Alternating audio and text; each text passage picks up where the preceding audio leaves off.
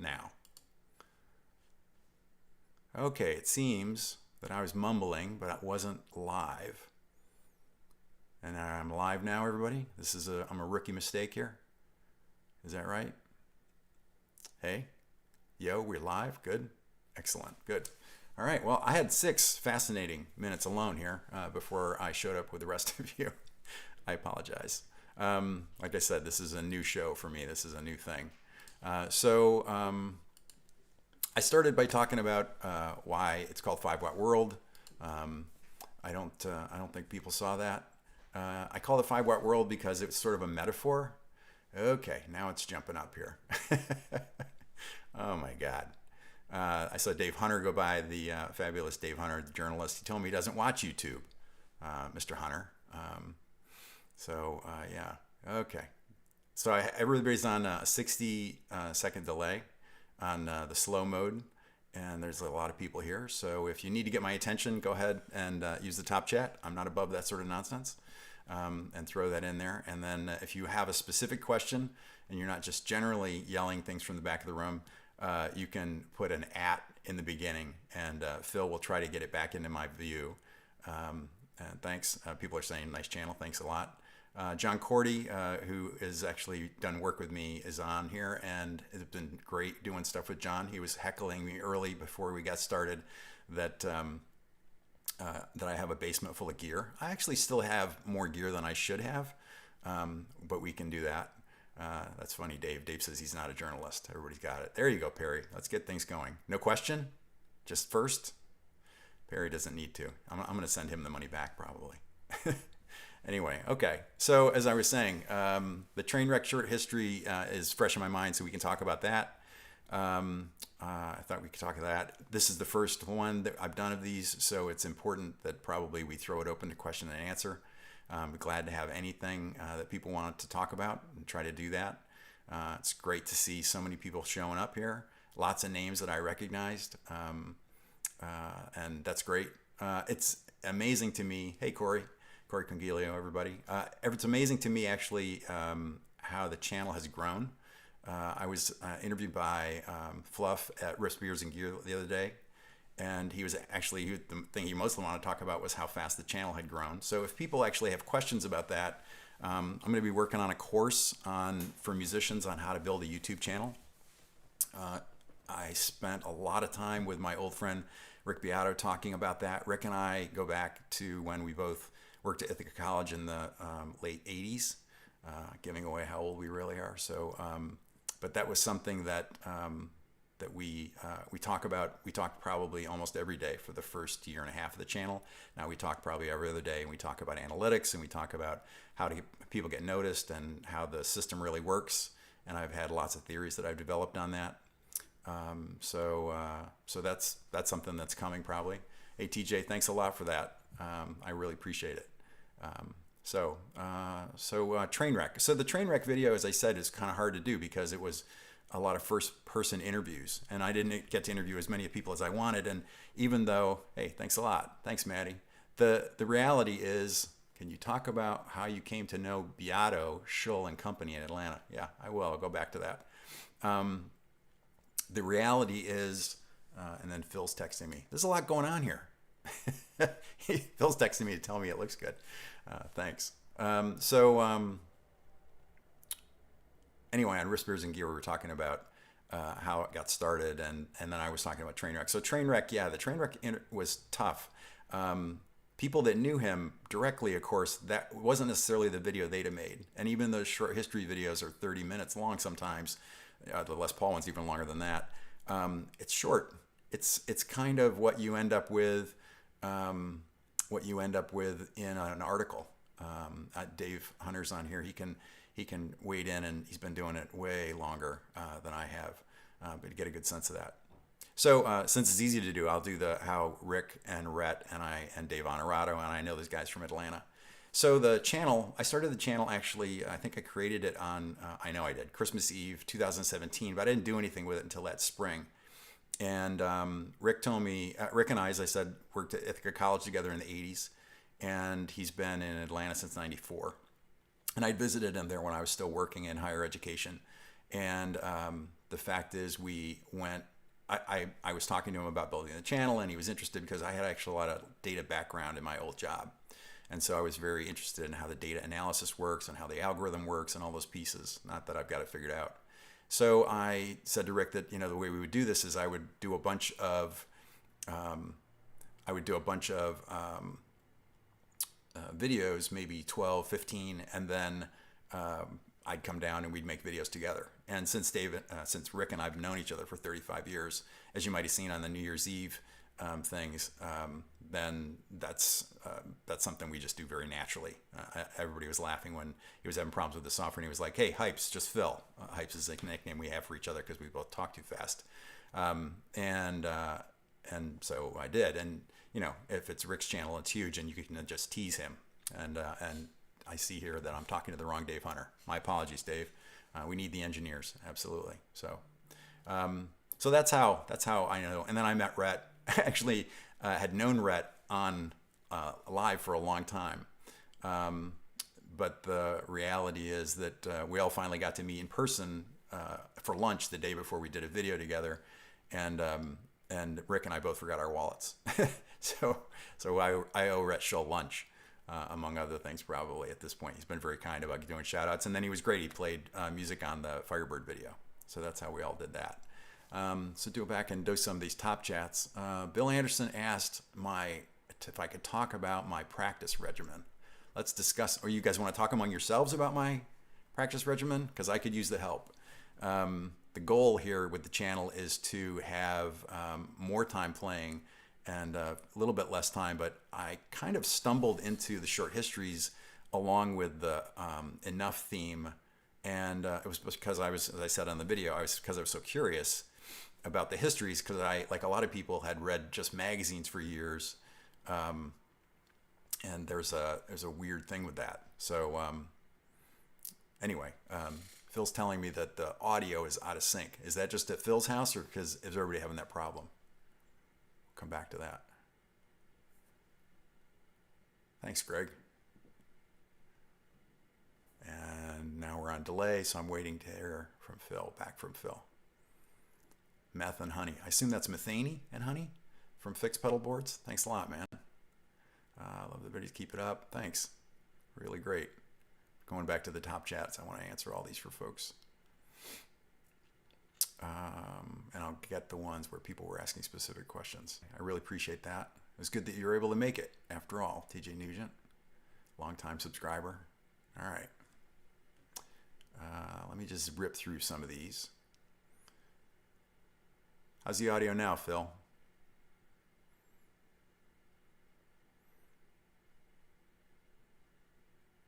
Oh, I'm getting out of sync in Montreal too.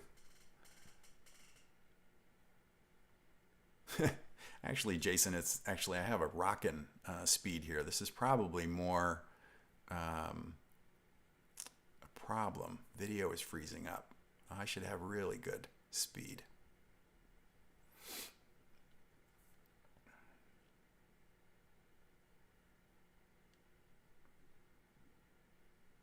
Video is jerky. Thanks, Maddie. Thanks for coming in. Maddie says Kay's got to go. This is a nightmare that the video is not doing well, because the speed should be just really fast from here. And I don't think I can change settings in the middle of the stream.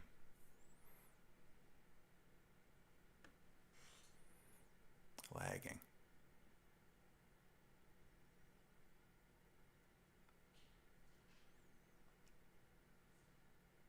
Yeah, Perry's right. He's saying that my bit rate is probably set too high. All right, folks, we're going to try to change settings in the mid here. Yeah, it's probably not going to let us do that. No. Now, I'd have to take the stream down to change the settings.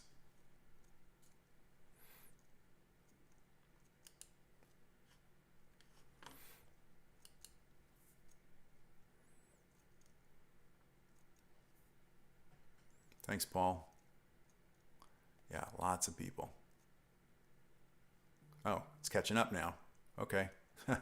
Weird. All right. Well, it could be the country style internet that I've got here in Ithaca, New York. Let's go back to doing some power chats here. Top chats. Badacaster von Richthofen wants to know thoughts on Seymour Duncan Power Stage 170. I haven't used it. I was teasing Phil before we got started that anybody that talked about politics or solid state amps could be banned, but it really was just a joke. I actually been working with a Fender Deluxe Tone Master for the last, 3 or 4 months. They sent me one to try the new blonde one, but then I actually went ahead and bought one of the older ones because I just needed to compare the two. And then I had this idea for a video that I would compare the most expensive Deluxe that they currently make with the least expensive, which was fanned on by this Jonathan Freiberger interview that I saw where he said that he likes to use a solid state amp, a jazz guitarist, a solid state amp, and a tube amp at the same time. And because he likes the immediacy of the solid state amp, but he likes the warmth and the fullness and the little bit of sag from the tube amp. And then Phil had to buy a 64 Custom Shop Deluxe, so I had to. Actually, the reality is I also have a Captor X that I wanted to play with and check it out.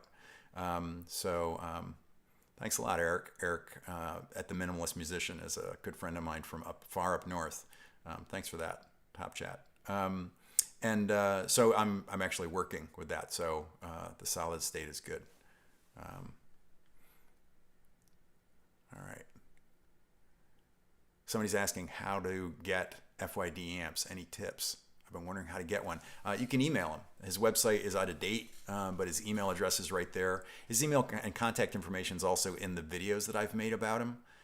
So you can go dig back into those. That video that I made about the first one is it was actually the first video I ever made. So that was a really a tough thing for me to watch. I don't watch the old videos unless people ask me a question, then I have to go dig out the information. Hey, Kane Miller from I don't know where Kane is right now. He's usually in beautiful Florida, but he travels around. I'm responsible for Kane's Strandberg, yeah, but now I have one like his with my single pickup here. So, oh, it's good. Perry's answering questions. Thanks, Perry. Let's see. David Garrett wants to say hi. Have you ever owned a Rickenbacker 12-string? I've never. I have played them. I have kind of chunky fingers, and the fact is, a Rick 12 just doesn't have much room at all. And I've never found. I had a Dan Electro 12 for a while. I was always afraid actually to check out they did a Tom Petty version of the 12-string with a slightly wider neck, and I knew I'd like do heaven and earth. I love Electric 12, and I will be doing a short history on Rickenbacker 12 strings. It's kind of obvious, Rickenbacker basses, and then kind of Rickenbacker in general. Although, frankly, if I do the 12, there's so much history there that then along with that, it might be that I would do maybe Guitars of the Beatles or as a short history or something. David is asking about 12 strings. Bebop wants to know my thoughts on Dr. Z amps. I actually haven't had the pleasure to play many Dr. Z amps, so I really can't give an opinion. Yeah, Ken Bellovo up in Vermont is saying for Dan, you can go to his Instagram or his Facebook pages. He has good Facebook pages, and he actually publishes most of my stuff over there as well. So that's very cool of him to do that. Somebody was asking a minute ago about D20 versus a Tone King, and other folks are answering. I haven't played the Tone King Imperial, though I have looked at it actually because I love the sound of tweed, and it's great to have both sounds in one amp. But I also have this sort of perverse love of really light gear, even though I'm fit enough still, thank God, to carry stuff around. I had a job where I did a lot of consulting, and I have a real fetish for really lightweight computers and really lightweight guitar amps after schlepping to a lot of low-paying jazz gigs for years. So I would tend to go D20, and I have a D20 and a G20. If I want more, I just take both. And the Mojo Tone 112 cabs that I use with my favorite speakers, the Neo Creamback speakers that they put in those, is really great. Guitars of the Beatles, yeah. Guitars of the Beatles. I've actually also been thinking, I mean, I got out of high school in 1978, so it would make sense to do Guitars of Van Halen. Short history video would make a logical thing to do. And yeah, Mesa Boogie being bought, it actually makes me think that I should do a Mesa Boogie. I was going to do a Mesa Boogie, short history, but then John Cordy did such a good one, teasing me all along the way that I kind of felt like he covered a lot of it, and he'd done his research, and he has a room full of Mesa Boogies, and I can't begin to compete with that. So that's always a good thing. Dragoon Photography is asking if I'm going to do a Martin episode. Yeah, I've started to collect books on Martin and Guild. Actually, there's a really nice Guild book that's crazy expensive, but I'm keeping my eye out for that. Chris Novoselic is asking me about bass. What about bass, Chris? Chris? What bass do I have? I have a Dan Electro short scale Longhorn. That's the only bass I have. So this is kind of like a little overwhelming here for the Keith here at the beginning. So what else do people want to talk about? What did I miss along the way here? Quilter amps is a good question. I haven't had a pleasure. Tim Lurch actually sent me a nice note the other day on a comment, and I've watched Tim for years. He's kind of like Ted Green for me. He's a little beyond my understanding, jazz theory-wise. I'm just dyslexic enough for theory to be really hard for me, so I'm always working on intervals and that kind of stuff. But he's a big Quilter fan, so I figure they got to have it going on. New Hampshire. Thanks, Demag. Appreciate that.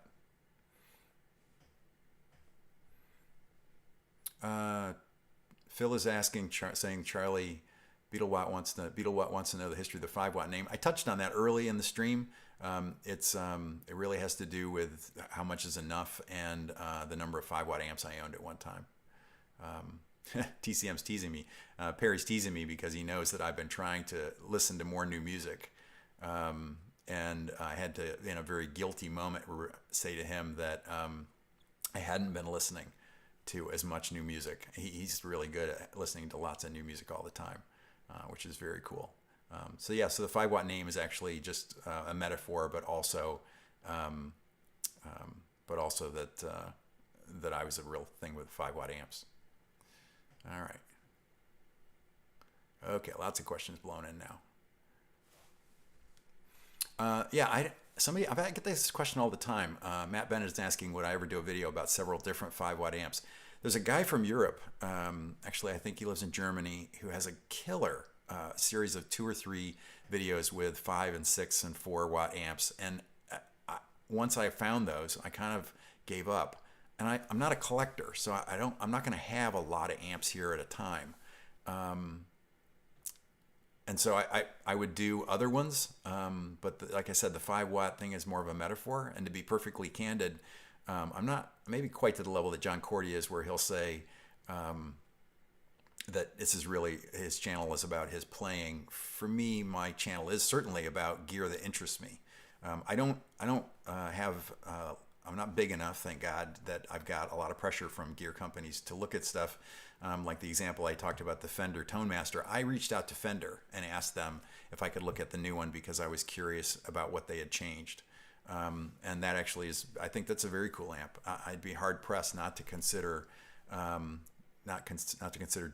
a video. That's really a cool amp. Rev, same thing. Those guys were amazing. I reached out to them. I'm fascinated by the intersection of the tube amp world and the IRs, how that's kind of coming together now. I actually expect that to keep going in that direction. Bill says in the top chat, so Matchless is on the list. Made his day. Looking forward to that. Matchless is something that I've been interested in a long time. I had a chance years ago. I was in North Carolina visiting friends of mine, and got to go to a great guitar store. It had beautiful Collings guitars, and they carried matchless. And I played a Clubman, and I think it was an Avalon. They didn't have a DC-30. And when I was building amps, I was very tempted. I actually have an amplifier that Dan designed that was originally based on a matchless Lightning that I built based on Dan's design, but it has more headroom because of a trainer amp phase inverter that he added. That'd be a whole video in itself, and maybe I will because I just got it back from Dan. It's a great little 18-watt head. But that's my matchless experience is pretty limited. Peter Stoyanov is asking about Tisco as a history. That would be a very cool history, absolutely. The Japanese, and of course, you know, growing up when I did, those were the dream guitars in the back of the Sears catalog for me. So that's a real thing. Phil's helping me out. Matt Holtz, what are your thoughts on input levels to low watt amps? I have high gain pickups and low gain pickups and pedals that can boost input. I tend to be in the same camp with Perry as about pickups. And this is, you know, having grown up at a time when, you know, my first Les Paul copy, I immediately threw DiMarzio Super Distortion pickups in it. It was the time. But I tend to be a low amp output now. Their boosts are so good that I tend to be low output pickups. Joe Glassy says he'd like to see a history on Reverend guitars. Yeah, Reverends are very cool. And I actually haven't talked to them. Telecasters saying how much he likes his two-note stuff.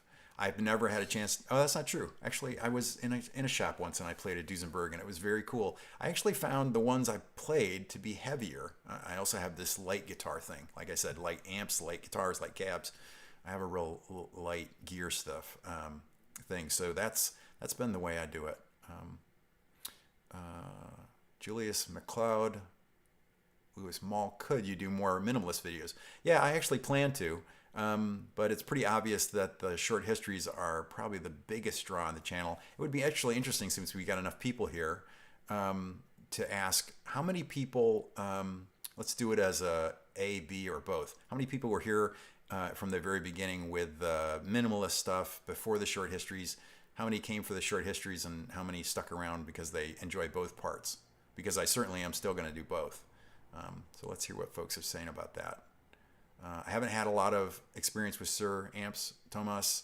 I have played all the pickups I've played and owned have been exceptional. Eric Howard's asking if I'm going to make a history of Steinberger guitars. I had a Steinberger copy in the 80s, actually, when I was taking lessons with Rick Beato. That's what I was playing. So that would be a very cool history. But I'm trying to do ones that are still in production first. Here we go. We got the survey coming in now. A, B, C, both. Yeah, some of you guys have been around for a really long time, and I really appreciate that. And as you probably realize, oh, this is great. I'm gonna have to go back and then D. Yeah, always a contrarian. The choices were A, B, and both, folks. I don't remember. Well, Jasper, it's hard life, man.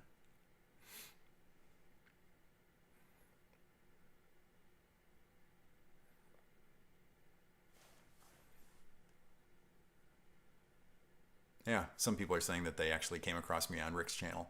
I actually went to Atlanta twice and did videos with Rick, just really because we're really good old friends, and now that we're both doing YouTube, we both kind of understand enough about the platform to not make complete fools of ourselves on camera, or to make that, I guess. David Munoz is saying, is 2 5-watt amps too much for me? David might know that I'm actually sending 2 5-watters back to Dan right now, just because I have too many amps. And I have probably the nicest champ I've ever played that Dan designed for me and I built. So yeah, Phil is reminding me that he was there at 427 subs. Me or Beato in a fight? I studied a lot of martial arts in college when Rick was on the road with a rock band, so I don't think that's really a big question mark. I hope to God he sees that.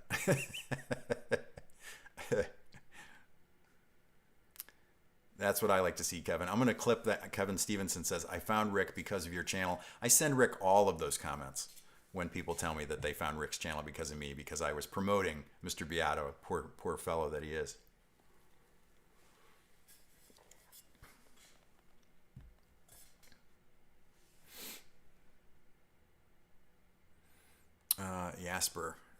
Jasper. I'm working on my Dutch, Jasper.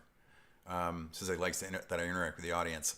Yeah, I really, Rick actually reads all his comments, which I find kind of overwhelming as a possibility. But I like the size of the audience as it is now. And to be perfectly candid, launch the day after a launch is a full day of comments, of reading comments and responding to comments.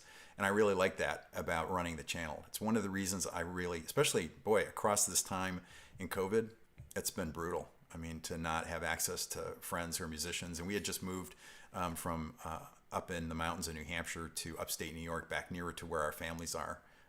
Thanks, Glenn. Glenn Pace says, who's Rick Beato? If you don't know, he's a big YouTuber. If you do know, I appreciate the comment very much.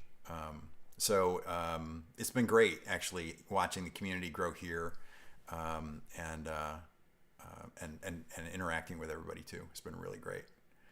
Somebody's saying, am I going to make a short history of the Stingray bass? I am the Steifmeister. I am going to do the Stingray bass, absolutely, along with the Rickenbackers. I actually feel bad that I haven't done anything for Rickenbacker yet. But somebody the other day was just saying to me that I should absolutely do more, maybe even just a straight up history of Music Man, which it was Phil. Actually, Phil was saying how we were talking about how Music Man was so huge when Phil and I were a lot younger. In the 70s, you'd see, there's this famous ad for Music Man with Clapton standing in front of stacks of Music Man amps. Erkenhow wants to know about an ES-175. ES-175 actually is on the list. It's funny. I've never been crazy about the Florentine Cutaway, but there's so many of my favorite players. I mean, I was a huge Pat Metheny fan right out of college. And that his 175 stories are great. So I'd include all of that. So the 175 actually is on the list. DeMag says, I think he didn't know I used to live in New Hampshire. Short history on the Tone Bender. That's actually on the list. I have a list of pedals. The Rat. I was talking to somebody the other day about the Wah. About somebody who had gotten a ridiculous deal on actually David Whedon as a subscriber from New Hampshire, not from New Hampshire, from Massachusetts, who I've been writing back and forth with a video idea that he's had that's great, which I'll actually talk about in a minute here. And he was saying that somebody sold him a Clyde McCoy Wah for like $60 at a jazz gig. He was there with his 175. So anyway, since I mentioned it, David had this idea that he wrote to me about over a year ago about what would you do if you lost it all and you had to rebuy from scratch? Which kind of is a classic on brand, if you will, 5-watt world question. It's a really good question. And it's tough because I think the assumption is you'd get some money from insurance, which actually made me think about doing videos at maybe the $500, $1,000, and $1,500 or $3,000 price mark. We flirted with this actually when we did the Beano on a budget, because we did different budgets, and Perry did one, and Dave Honorato did different ones. So that was very cool.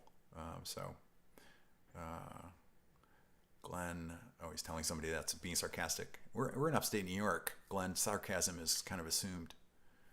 What do you think about the new Fender Vibrachamp they just announced? I was very excited. I thought that was really cool that they were doing. And actually, the Vibrachamp that I used to own was a Silverface. And actually, the Champ that I used to have was a Silverface as well. I actually had 2 Silverface Champs at one time, along with way too many guitars. And so those have all been sold, but very killer. I love Champs. I will say that the Champs that I had, I recabbed into cabs that had 10-inch speakers, and it completely changed. What the amp could do. I actually used 5-watt amps on coffee shop gigs with a DGT a lot. Perry's taunting me because I got him to buy a DGT, then I sold all mine. It didn't take a lot of prompting. He was looking for just the right combination of humbucker pickup guitars. Yeah, when I start doing the 175, I'll have to put out a call and get some good advice on that, John. The 225. I don't even know the 225. I love it when people mention guitars to me I've never heard of. I've been reading guitar magazines since I was 14 years old. And I have a good memory, especially for written dialogue for some reason. I'm better at that than plot, really, to tell you the truth.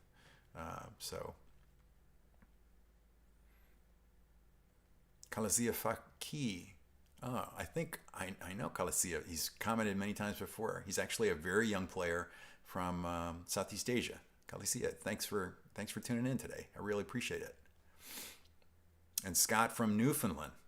Do you know the backstory of how Jim Dunlap Company got into music gear? I don't know that story. Scott, you're going to have to put it in here. Somebody said that they're always misunderstood from upstate New York because of the sarcasm. I actually was at dinner with Rick and a band, and it's going to be embarrassing because it's a big band, and I'm not going to remember now because I'm on a live stream and I can't think. We were out at dinner at a Thai restaurant, and in the middle of the conversation, Rick turned to the band. I'm sitting right there. He turned to the band and said, Keith's from up north. He's sarcastic. That's what's called sarcasm. He doesn't mean what he said. He's being sarcastic. And I'm like, I'm right here. Yeah, okay, thanks. That was good. Anyway, Peter Johnson from Essex, England. Thanks for calling, John. Peter. Neville Craig. Is it okay to collect essential guitars and not own a Telecaster? I just can bear to look at them. I just can't bear to look at them. If you just can't bear to look at them, then yes, Neville, it is okay. You can say I said so and tell the guy at your local shop that I said so as you buy your 15th Les Paul. Vernon Walker wants to know if I've shared the list.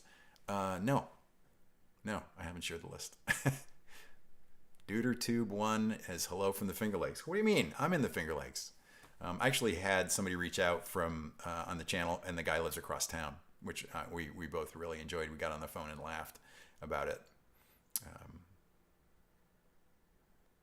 So that's very cool.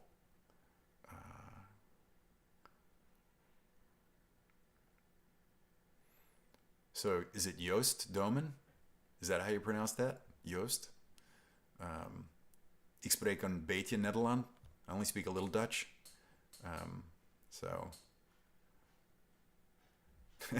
Yeah, I figured everybody would gang up on the poor guy that doesn't like the look of Telecasters. You know, the thing for me about Telecasters, and I am going to do a video on Blackguard Telecasters because I'm so haunted by them, it's the inner sleeve of Damn the Torpedoes by Tom Petty and the Heartbreakers. I have actually a white guard parts caster telly that I put together. Let me get it. Hold on, everybody. So all the real TDPRI, if there's anybody on here, it's going to break out in a rash when I say this, but this is my Strandberg Sailing Classic. And this is set up as you can see, this is set up as an Esquire. And I'm going to do a video on one pickup guitars. But for me, even this scratches that Blackguard itch. This is a custom pick guard that was done for the guys at Strandberg by Decaboom, so that I could set the guitar up this way. And I'm still working on the wiring with Mike Davies from Puishin, the channel. This is a very light guitar. It's ash, and Fender stopped using ash this year except in the custom shop. And I just think that whatever reason you have around Blackguard tellies, there's just an incredible gravity. So Phil's getting a question in here. ES135 balsa center block. All right, Simon, you're going to have to email me to talk to me about that because you're teaching me stuff here. I don't know about that. Yeah, bro from Rome, good friend of mine, and we frequently Skype.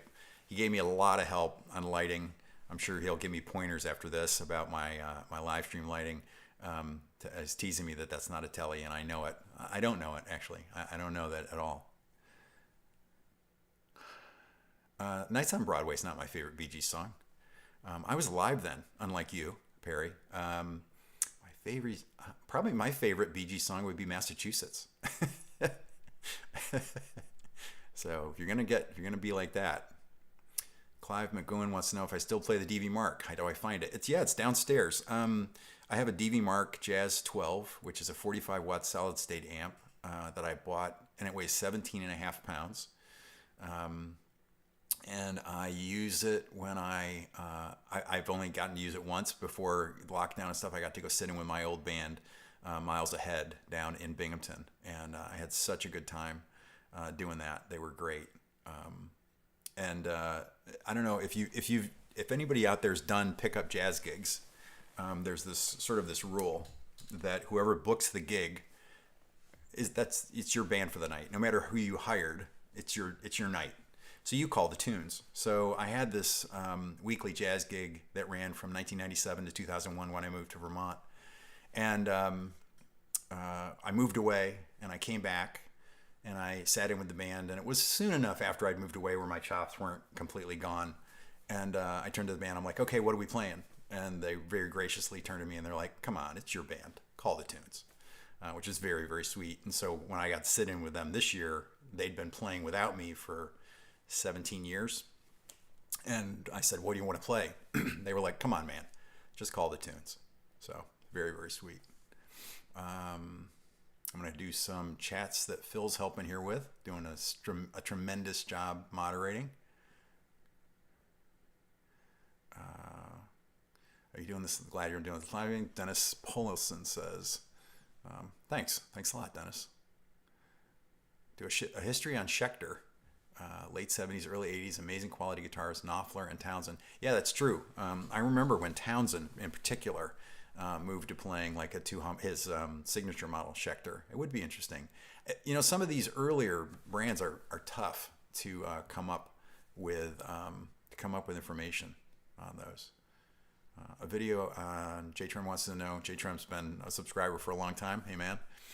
Video and one pickup guitars. The past year I've been jonesing for a single pickup. For some reason, the vid will probably push me over the edge.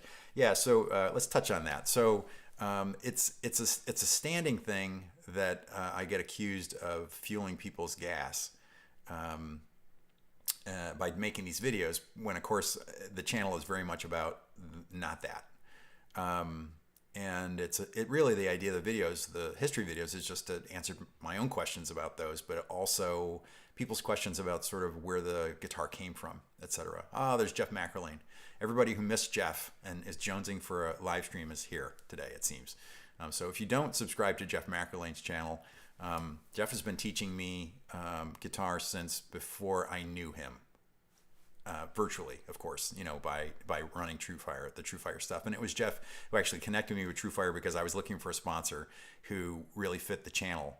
And I couldn't have found a better one. The guys at Truefire have been great. And the fact is, that's a really a perfect kind of fit for us, because we're always talking about, you know, working on lessons and those kinds of things. Will Gray wants to know, thanks for the top chat, thoughts on Milkman amps. I had one, didn't think it was exceptional, but put it up for sale, and New York Session Player bought it immediately. I think I made a mistake. I have not had my hands inside a Milkman. I talked to Dan Lurie about them. Honestly, from afar, they seem to be extraordinarily good copies of Fenders. He has an amp called I think it's called the Half Pint, and it's basically a 5-watt champ with reverb in basically Dan's Big Verb amp with a 5-watt power section, but it's in a Princeton cab. So it's this bigger, you know, champ at 5 watts, and it must be a ridiculously good amp for in the studio. And actually, like I've said before, you know, if you actually build a single-ended power section and then put a single 6L6 or a 5881, which is a different gain stage kind of 6L6, then you're basically talking about a 7 or 8 watt amp, and that really can keep up in a lot of ways. That really can keep up without, you know, like with a Princeton, because really you're not using 12 watts in a Princeton, you're probably using 7 or 8 watts. Delmon DeVoe says, love the books video, recommend the Les Paul books by Rob Lawrence. Yeah, I think I've got that downstairs. John Cordy was teasing me that I have all this gear in the basement. I have some. But the reality is, what I really have piling up is books, of course. All right. I'm reading questions here. Big fan of your video. Learn a lot of stuff. Somebody accused me earlier of helping them buy their Stomp. The guys at Line 6 would be delighted to hear that true. When is the Rickenbacker bass video coming out? You know, I have to do my spring schedule. I've been working on my musicians YouTuber course and writing those, and I'm I've worked on the outline, and I'm just getting that together. And honestly, that's something I've needed to do for a while. so so it's put off my video schedule. But the fact is, I usually do the entire schedule for the whole for a whole semester. There goes my old college things there. That's how I usually think of the world. Jason says, what I think Jimi Hendrix would think of guitars today. You know, Jimmy played brand new 70s Telecasters as they came off the line at Fender. They would give him a guitar, and I think Jimmy would do amazing things with whatever they had. Rhett's on a live stream. I didn't know that. I wouldn't have stepped on his space, but it's just a really good time for me. The reality is, I think that we live in the best time of guitars. When I think back to the kind of guitar, so when I was in college, you could buy a good 60s Stratocaster for $350. And it's the 70s ones were, you know, about the same. So that was the time. Let's see. Noisy Bar in Avalon wants to know, it's a great name. When are you going to design, build, and sell your own 5-watt amp? I'm not going to do a 5-watt amp, I say right now. I did mention earlier, I'll mention it again, shameless plug. I mentioned in the Klon video that I was interested, and lots of people responded that they'd like to have a 5-watt World Mjolnir, a hand-built Mjolnir from Mythos. I got a mock-up of that, and then he sent me a picture of one assembled with the light, and I said, how's it sound? And he immediately wrote back, I don't know, I haven't plugged it in yet, but I'm going to plug it in. It actually is supposed to be hand-built. I think this probably will be, it sounds like a big sales pitch, but I know that when we did the Klon video, there were a ton of people buying those Wildwood Mjolnirs, to the point where it delayed us having ours come out. But it's the same pedal and complete. It's just in white, of course, livery with black text, and there's a little bit of metal flake in the white, and then a blue light, which is my whole thing. I mean, basically the guys at Rev could have designed it for me. Let's see.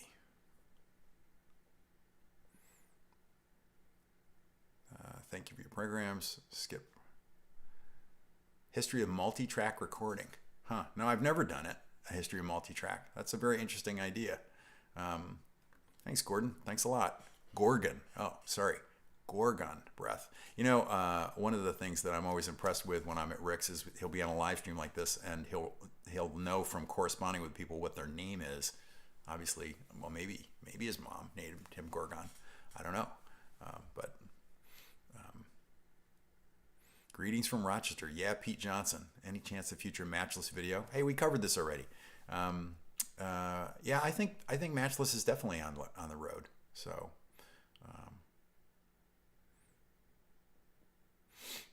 Henry Van Weeren from up near Toronto. Hi, Henry. Yeah, Henry's a longtime subscriber, and he's actually a sound design engineer. Mikael Martinez is asking, how do I hang the Strandbergs? I get this all the time. Strandbergs actually have, and you'd have to ask Ola. See if we can get this in. You can see there's a bump out here at the top of the neck. See if we can get the camera to focus on. Nah, it doesn't want to. Knows the difference between a headstock and a face. So you can see this, and it's enough to hang them if you have hangers that are looking for a small headstock. I actually really like it because if you're going down on the neck and doing it at like like you're playing an F13 chord and you're down in the first position, it gives you a lot of it gives you some place to kind of rest, gives you a short point there. So Phil says, JC Huhi, thoughts on Buddha amps? Well, I've been around long enough to have played Buddhas. They carried them at a really great guitar store that's gone now down in Endicott, New York, when I lived down there. And they were very cool. Very, very cool amps. BB, hey, BB Made, also a longtime subscribers. I actually have John Jorgensen's contact information.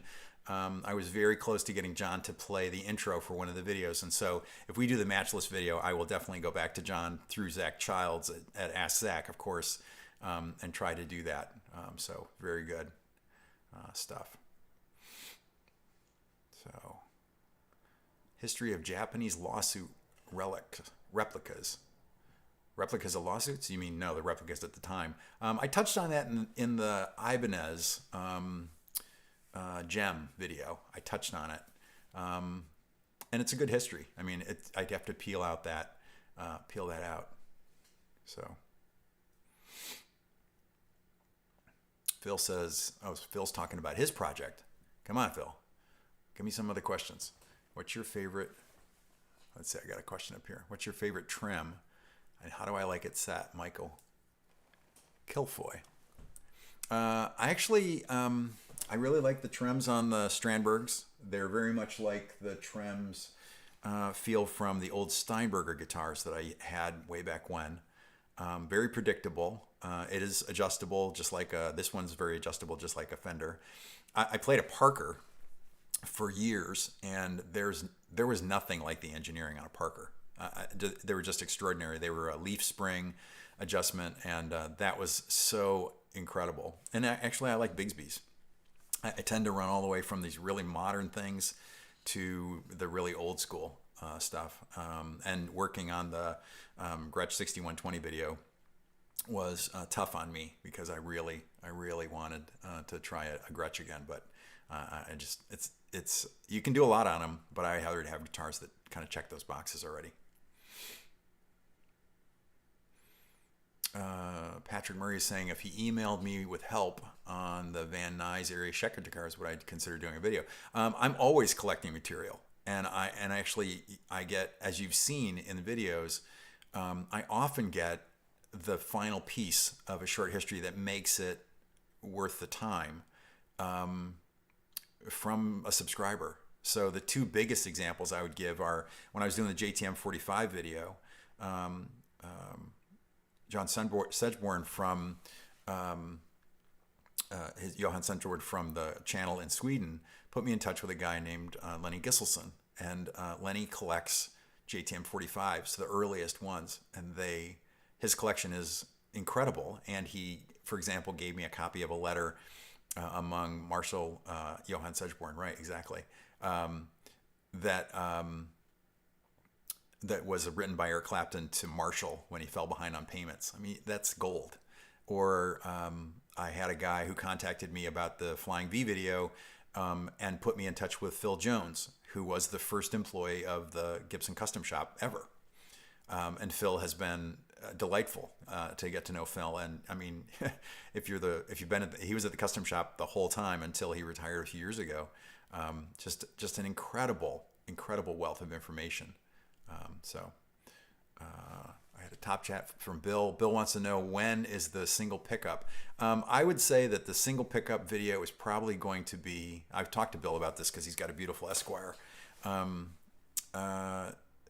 It's probably going to be in February.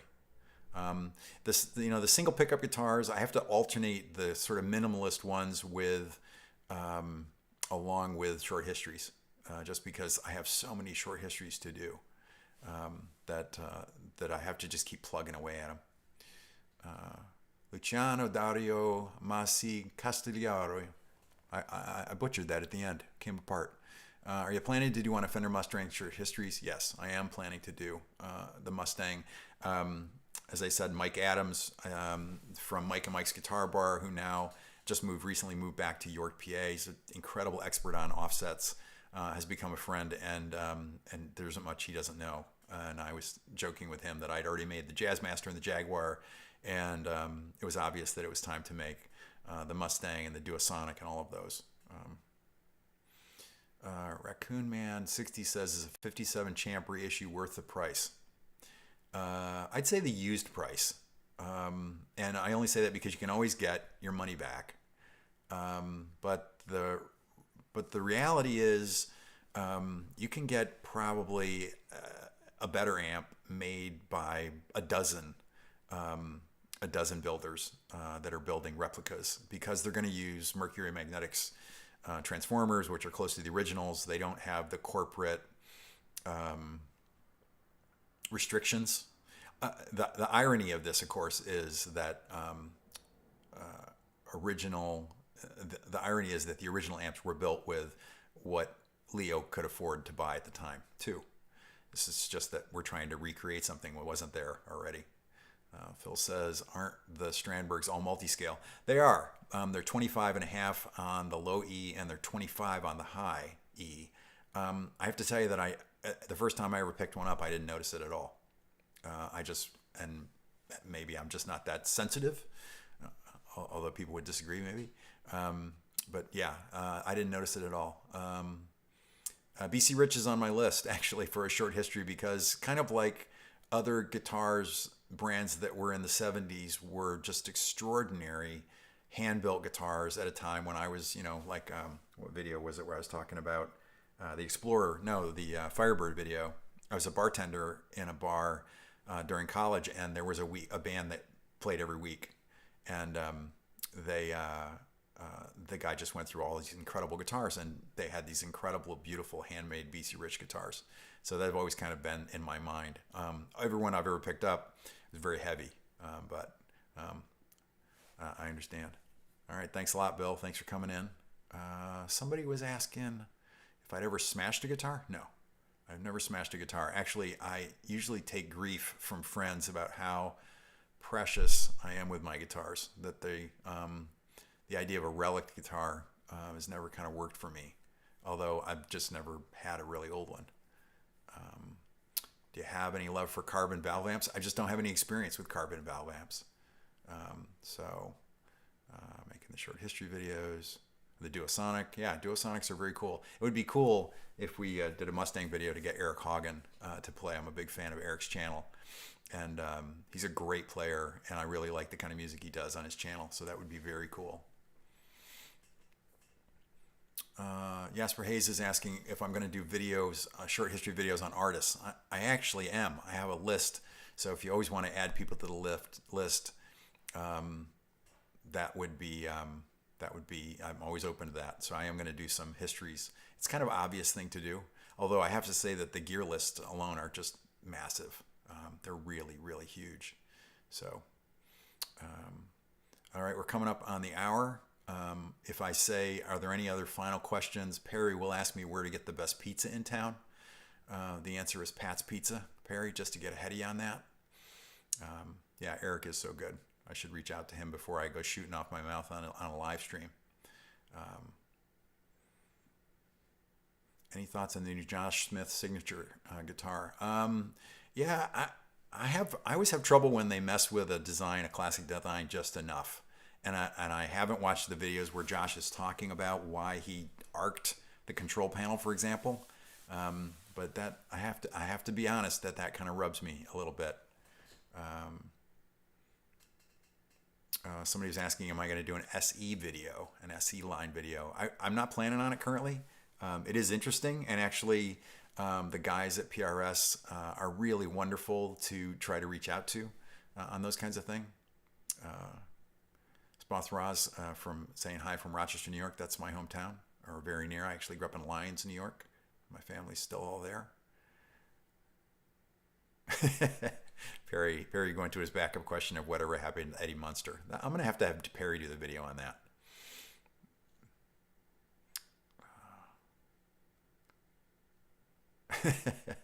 Okay, all right.